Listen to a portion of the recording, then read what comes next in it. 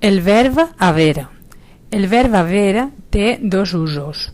Pot fer de verb principal, com per exemple en la frase «En el cine no hi havia molta gent», o pot fer de verb auxiliar, per a construir les formes compostes del verb, és a dir, quan acompanya un altre verb, com en esta frase «No havia llegit la teua nota».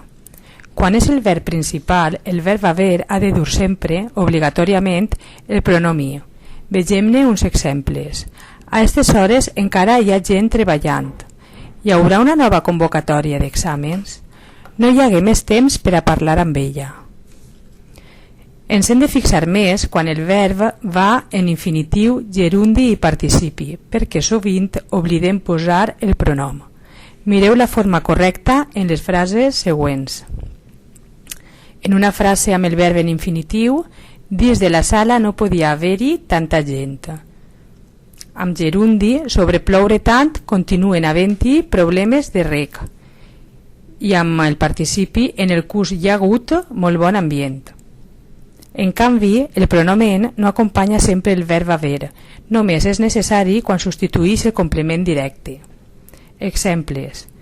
De frases correctes, hi ha pa per a la festa de demà? No n'hi haurà prou per a tots. I de frase incorrecta, n'hi ha molta gent que pensa com tu. És incorrecta perquè amb el pronom i el nom hi ha una duplicitat d'elements, per tant la frase correcta és hi ha molta gent que pensa com tu.